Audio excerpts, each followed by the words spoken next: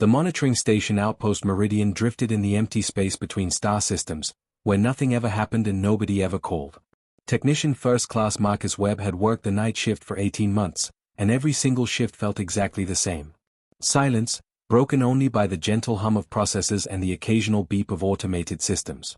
Marcus slouched in his chair, halfway through a cold protein bar, when the console erupted.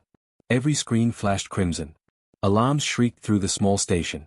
Marcus lurched forward, his protein bar tumbling to the floor as his hands flew across the controls. The signal was weak, fragmented, barely coherent through layers of interference and distance. Dying, please, anyone, 3,000 souls, children, orbit decay in 4 hours, please. His blood turned cold. Marcus ran the signal through every filter, every enhancement protocol Earthfleet had ever developed. The voice that emerged was not human. It was something else, melodic, desperate, breaking apart with terror. This is Colony Transport Serenity's hope. Viren registry, critical systems failure, caught in gravitational anomaly, children are crying, please, anyone listening, we are dying. Marcus had never heard of the Viren species. He didn't care. His fingers moved automatically, triangulating the signal source while simultaneously opening emergency channels to Earthfleet Command. The location made his stomach drop, a region of space marked with hazard warnings, gravitational distortions, and a notation that read avoid, black hole cluster. Outpost Meridian to Fleet Command, Marcus transmitted, his voice steady despite his shaking hands. Emergency distress call received. Civilian transport in critical danger. 3,000 lives at risk, majority children. Location transmitted. They have 4 hours. The response came faster than he expected. Meridian, this is Fleet Command. Confirm signal authenticity and forward to Galactic Council for assessment per diplomatic protocols. Standard response time is 72 hours. Marcus stared at the screen. 72 hours. The Virens would be dead in 4. Command, did you hear me? They have 4 hours. Meridian, protocols exist for a reason. Forward the data and stand by. Marcus slammed his fist on the console, but he followed orders. He sent everything to the Galactic Council's emergency network, where it would be reviewed, debated, assessed for political complications, economic impact, risk factors, and 1,000 other considerations that meant absolutely nothing to the children dying in the dark. What Marcus didn't know was that his signal had also been picked up by the human military vessel Defiance Hammer, currently docked at Luna Station for routine maintenance. Captain Helena Briggs was reviewing supply manifests when her communications officer burst onto the bridge. Captain, we've intercepted an emergency transmission from Outpost Meridian. Civilian ship in distress, 3,000 lives, mostly children. They're caught near a black hole cluster. Helena looked up. Where's the Galactic Council response?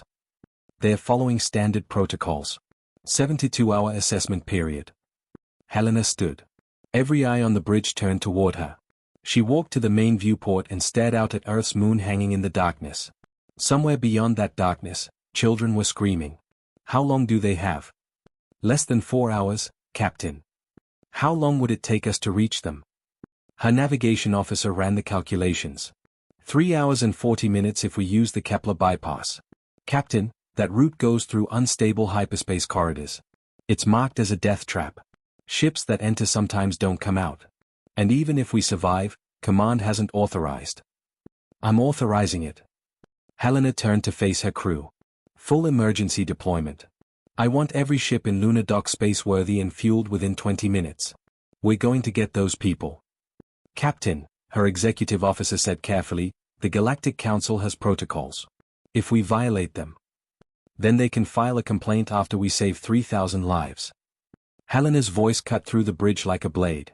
This is not a debate. We have children dying in the void, and we have the power to reach them. That's all I need to know.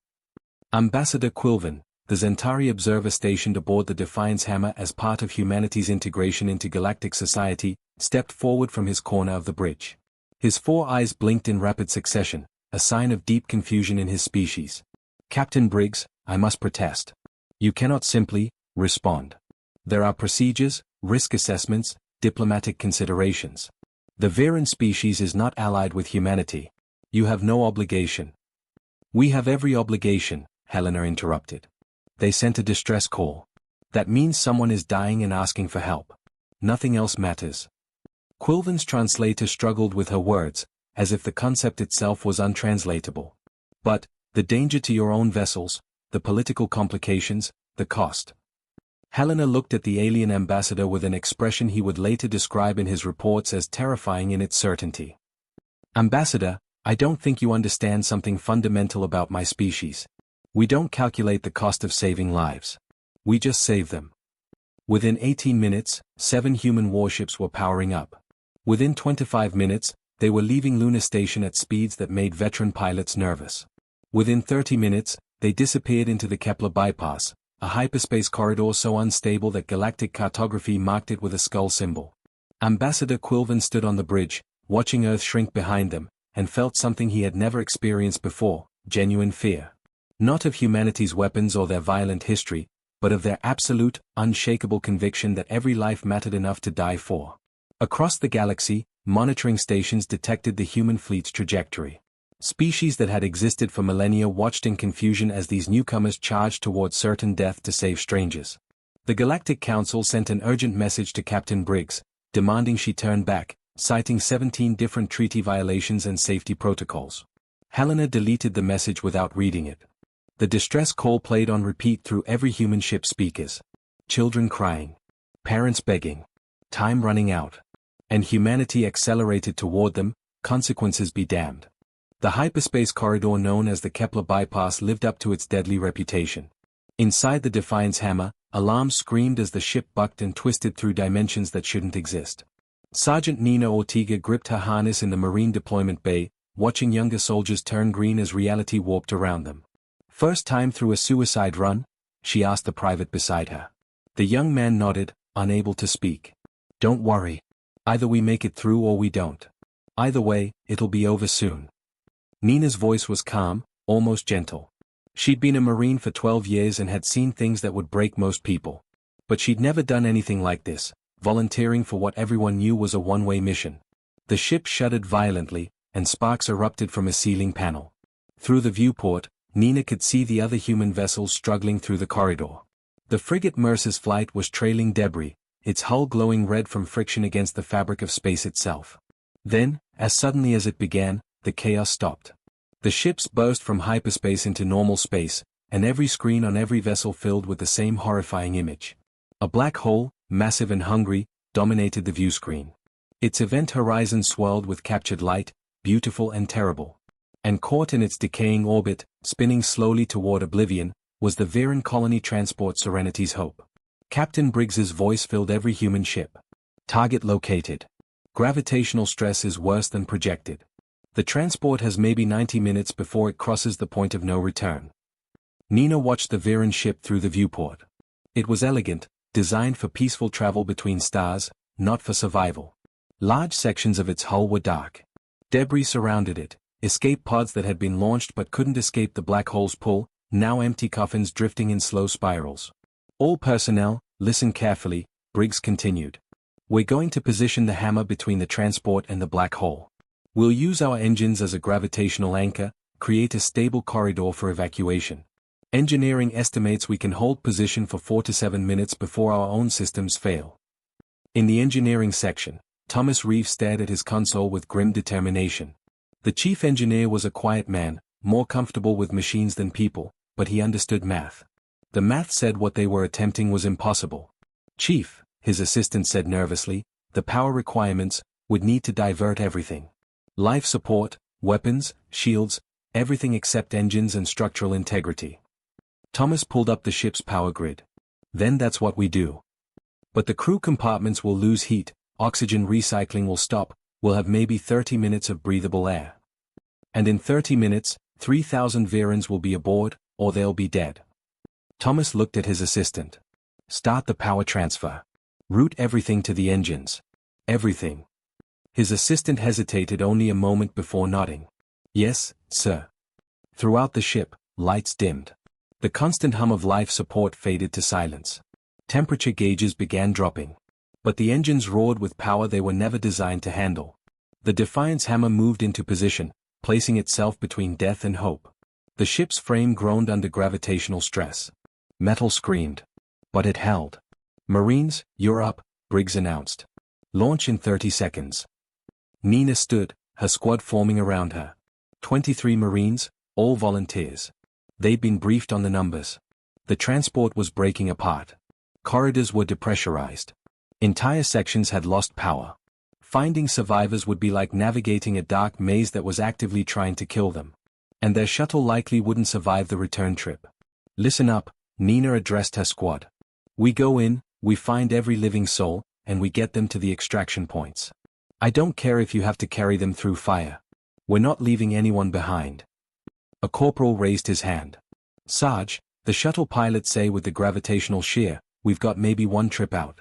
If we're still on that ship when the extraction window closes, then we'll be dying with people who won't die alone, Nina cut him off. That's the job. Anyone have a problem with that? Silence answered her. Good. Load up. The Marines filed into the assault shuttle, their armor sealed, weapons charged, emergency oxygen tanks strapped to their backs. As the shuttle doors closed, Nina caught Ambassador Quilvan watching from an observation deck. The alien's face was unreadable, but his 4 eyes were wide with what might have been horror or wonder. The shuttle launched, and immediately the ride became violent. The gravitational field threw them left, right, spinning. The pilot fought the controls, swearing continuously. Through the viewport, Nina could see the Serenity's hope growing larger, its elegant curves now twisted and broken. On the dying transport, Viren Mother Sela held her 2 children close in the darkness. The air was thin, hard to breathe. Around her, dozens of other Viren families huddled in what had once been a recreational deck. They'd been traveling to a new colony world, full of hope and dreams. Now they were waiting to die. Mama, I'm scared, her youngest whispered. I know, little one. I know. Sela's voice broke. They'd sent the distress call hours ago. The Galactic Council had responded with a message saying help was being organized, that they should remain calm, that rescue would arrive within 72 hours. They didn't have 72 hours. They barely had one. Then something impossible happened. Through the cracked viewport, Sela saw lights. Not the terrible light of the black hole, but the bright, fierce lights of ship engines. Multiple ships, moving with purpose, positioning themselves in a formation that defied every law of safe space travel. Mama, look, her eldest child pointed. Ships. Someone came. Sela felt tears stream down her face. But, who would risk?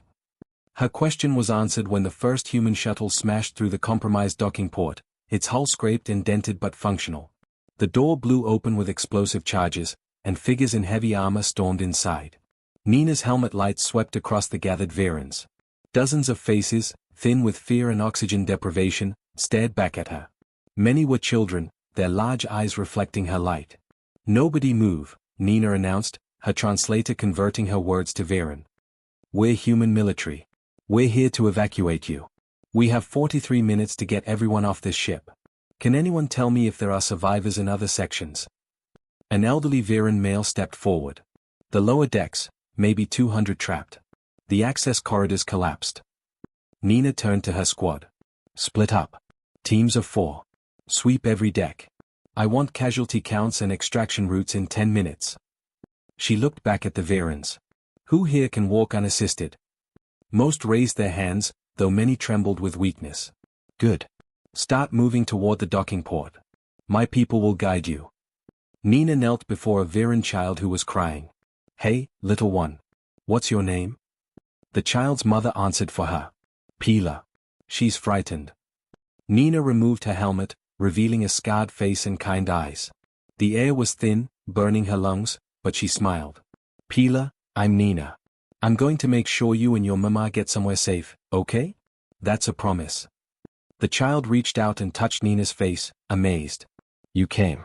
Even though it's dangerous. Why? Nina stood, putting her helmet back on. Because you called for help. That's all the reason we need. Across the ship, human Marines were forcing open collapsed doorways, cutting through twisted metal, crawling through spaces barely large enough for their armored bodies. They found Virens trapped in darkness, injured and dying, and they carried every single one toward the extraction points. Engineer Thomas Reeve monitored the power levels from the hammer. They were running out of time. The engines were operating at 147% capacity, something that should have been impossible. Metal was melting. Systems were failing. But they held position. Chief, We've got catastrophic stress fractures forming in the primary support beams, his assistant reported. Recommend we pull back now. Thomas looked at the evacuation count. 1,847 rescued. 1,153 still unaccounted for. We hold, he said simply. Back on the transport, Nina's team had reached the lower decks. The corridor was a nightmare, twisted metal, exposed wiring sparking in the thin atmosphere, and beyond a collapsed section, the sounds of voices calling for help. We need cutting equipment, her corporal said. This'll take at least 20 minutes to breach. Nina checked her chronometer. They had 17 minutes until the extraction window closed. She looked at the collapsed section, then at her squad. New plan. We use shaped charges, blow the obstruction. The explosion might destabilize this whole section, but it'll create an opening. Sarge, we'll decompress everything behind us. Then we better work fast. Nina began placing charges. Set detonation for manual trigger. When I blow this, you have 60 seconds to pull everyone through before this corridor turns into vacuum. Understood. Her squad nodded, sealing their suits completely. Nina armed the charges and counted down. 3, 2, 1, clear.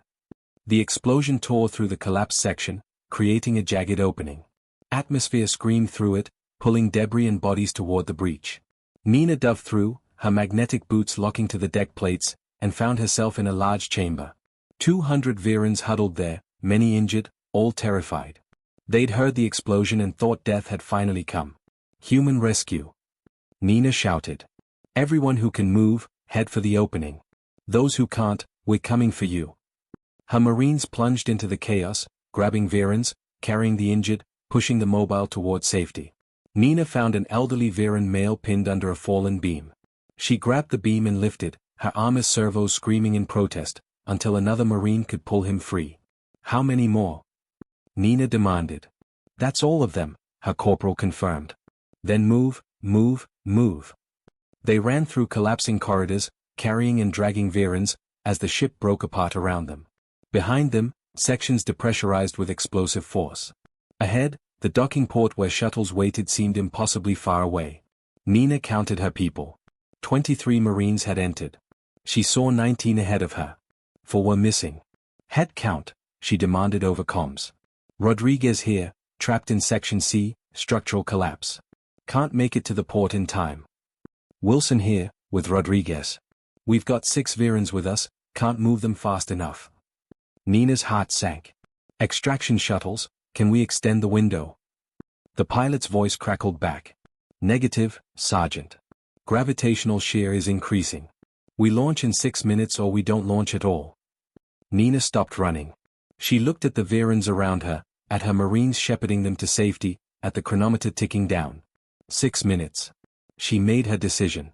All Marines, priority 1, get those civilians to the shuttles. Rodriguez, Wilson, transmit your location. I'm coming for you. Sarge, you can't. That's an order, Corporal. Get them to safety. Nina turned and ran back into the dying ship, toward the 4 Marines who wouldn't leave 6 Virans behind. Behind her, her squad hesitated only a moment before continuing the evacuation. They knew their sergeant. She'd made her choice. And they knew she'd do it all over again. The Galactic Council's emergency observation chamber filled with representatives from 4 to 7 species, all watching the real-time data feed from the black hole region. Council observer Telmac, a being whose species had existed for 12,000 years, stood at the central display with growing disbelief. They're still there, he said quietly. The humans are still holding position. Impossible, declared the Zentari delegate. Their ship should have been torn apart by now. The gravitational stress alone. They've diverted all power to engines, a technician reported. Life support, weapons, shields, everything is offline. They're suffocating their own crew to maintain position. The chamber fell silent. Through the data feed, they watched shuttle after shuttle launch from the dying Viran transport, each one struggling against gravitational forces that should have crushed them. And still the human flagship Defiance Hammer held its position, an anchor point against the void's hunger. Ambassador Quilvan stood beside Telmac, his 4 eyes fixed on the tactical display. I tried to stop them, he whispered. I told Captain Briggs about protocols, about risk assessment, about the political complications. She looked at me like I was speaking madness. What did she say? Telmac asked. She said they don't calculate the cost of saving lives. They just save them. Quilven's translator captured the tremor in his voice. Observer Telmac, I've studied humanity for 2 years. I thought I understood them. But this is something else entirely. On the view screen, another human ship, the frigate Mercer's Flight, suddenly broke formation. Alarms sounded as its trajectory changed, diving closer to the black hole's pull. What are they doing? Someone gasped. The answer came moments later. Deep in the lower decks of the Viren transport, Sergeant Nina Ortega had found her missing Marines. Rodriguez and Wilson were trapped in a collapsed maintenance bay with 6 Viren civilians, 3 adults and 3 children. A support beam had fallen across the only exit, too heavy to move, too reinforced to cut through quickly. Sarge, you shouldn't have come back, Rodriguez said through his helmet com. His leg was twisted at an unnatural angle, pinned under debris. Save the speeches, Nina replied, examining the beam. We've got 3 minutes before the last shuttles leave. Not enough time, Wilson said flatly. You need to go. Get yourself out while you can. Nina looked at the Viren family huddled in the corner. Sela, the mother she'd met earlier, held her daughter Pila. The child was crying, her small body trembling in the thin atmosphere. Not happening. Nina opened a comm channel. Any human vessel, this is Sergeant Ortega. I need an extraction from Section C, Maintenance Bay 7. 9 souls, including 2 injured Marines. We're trapped and out of time. Static answered her. Then, impossibly, a new voice crackled through. Sergeant Ortega, this is Lieutenant Yuki Tanaka, pilot of the frigate Mercer's Flight. I'm seeing your position. Stand by for emergency extraction. Negative, Mercer's Flight, your ship is too large to approach our position. The gravitational stress will tear you apart. Then I better be quick. Tanaka's voice was calm, almost cheerful. Sealing the bridge now. All crew evacuated to escape pods. Just me and my girl left. We're coming to get you. Nina watched through a cracked viewport as the frigate changed course, diving toward them. The ship's hull was already glowing red from gravitational stress. Pieces of armor plating were tearing away. Mercer's Flight, abort. This is suicide. Probably, Tanaka agreed. But you're not dying alone down there. Brace for impact in 90 seconds. Aboard the Galactic Council observation deck, pandemonium erupted. They are sacrificing an entire warship for 10 beings, the Corthan delegate shrieked. This is insanity. This is humanity, Ambassador Quilven said softly, and for the first time since meeting humans, he felt something approaching understanding. Not agreement, understanding was different. He finally grasped what Captain Briggs had meant. They don't calculate. They just save. The Mercer's Flight screamed through space, its engines burning at impossible levels. Lieutenant Tanaka sat alone on the bridge, her hands steady on controls that were melting under her fingers. She'd sent her entire crew away in escape pods 30 seconds ago. Now it was just her and a ship that was disintegrating around her. Come on, baby, she whispered to her vessel. Just a little further. Just a little more. The frigate slammed into the side of the Viren transport with controlled violence, its forward docking clamps extending and locking onto the hull directly above Section C. Tanaka triggered emergency hull breaches, blowing a hole from her cargo bay straight down into the maintenance bay where Nina and the others waited. Doors open. Tanaka announced. You've got maybe 20 seconds before I lose structural integrity. Nina and her Marines grabbed the Virens, lifting them bodily. The children screamed as they were pulled upward through the breach into the frigate's cargo bay. Rodriguez, with his shattered leg, had to be carried by Wilson and another Viren adult working together. Go, go, go. Nina shouted, pushing everyone ahead of her. Sela reached the cargo bay and turned back. The human female. She's still down there. Nina was indeed still below, making sure every person made it through. As the last Viren child, Pila, was pulled to safety, Nina grabbed the edges of the breach to pull herself up. That's when the maintenance bay's floor buckled. Her magnetic boots lost contact. For one terrible moment, she was falling backward into darkness. A hand grabbed her wrist. Rodriguez, leg shattered, had crawled to the breach and caught her with a grip strengthened by desperation and terror. Not today, Sarge, he grunted, pulling her up with Wilson's help. They collapsed in the cargo bay just as Tanaka sealed the emergency doors. Everyone aboard. Tanaka's voice was strained. Confirmed. Nina gasped. Then hold on to something. This next part gets rough. The Mercer's flight disengaged from the transport and fired all thrusters simultaneously. The ship spun wildly, fighting against the black hole's pull. Metal screamed. Hull plating tore away in sheets. The entire vessel shuddered like a living thing in its death throes. But it moved. Slowly, impossibly, it pulled away from the gravity well. On the Defiance hammer, engineer Thomas Reeve watched his power readings drop into critical ranges. They'd been holding position for 4 to 9 minutes, 2 minutes longer than his calculations said was possible. The main engine housing was literally melting. "Chief, we've lost primary coolant. Secondary coolant is at critical temperature. We need to pull back now or the engines will detonate." Thomas looked at the evacuation counter. 2,997 rescued. 3 unaccounted for. He knew about Sergeant Ortega and had 2 Marines. Everyone knew. The whole fleet had heard Tanaka's insane rescue attempt. Status on Mercer's flight? Thomas demanded. Clearing the gravity well, barely. Structural integrity at 11%. But they're clear. All personnel accounted for.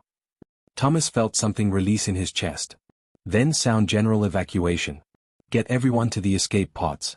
We've done what we came to do. What about you, Chief? Someone needs to keep the engines running until the last shuttle clears. Thomas smiled grimly. Go. That's an order. His assistant hesitated, then saluted and ran. Thomas Reeve sat alone in engineering, watching temperature gauges climb into ranges marked in red. Outside, the last evacuation shuttles were launching, packed with Viren civilians and human crew. The hammer groaned around him, a dying ship that had given everything. Just a little longer, he whispered, hands on the controls. Just hold together a little longer. On the bridge, Captain Helena Briggs was the last person there. She'd sent everyone else away. Now she watched the tactical display as the final shuttle cleared the danger zone. 2,997 Virens saved. Her entire crew evacuated. Even Sergeant Ortega and her impossible rescue had succeeded. But her ship, her beautiful, brave ship, was dying. Captain Briggs, a voice crackled through comms. It was Thomas Reeve. Last shuttle is clear.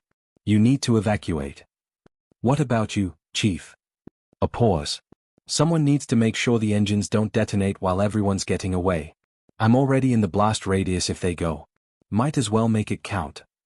Helena closed her eyes. She'd lost good people today, but she'd saved 3,000. The math should have been simple. It wasn't.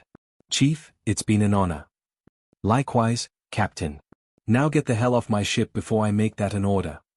Helena ran for the escape pod, her boots echoing through empty corridors. Behind her, the Defiance hammer shuddered one final time. She reached the pod, sealed it, and launched.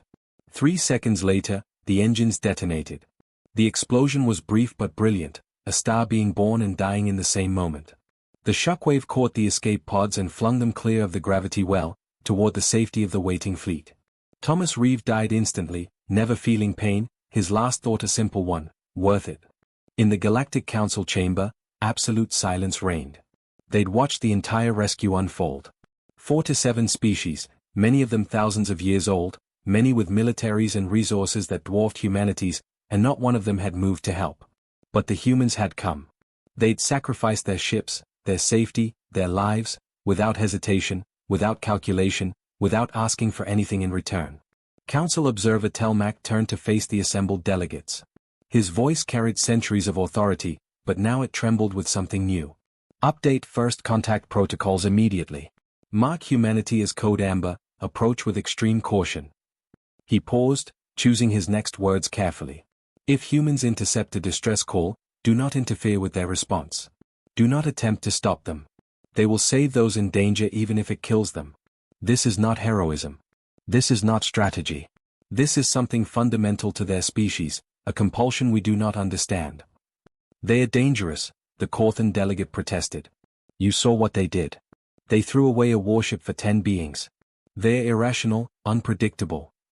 They're terrifying, Telmac agreed. But not because of their weapons. They're terrifying because they genuinely believe every life has infinite value.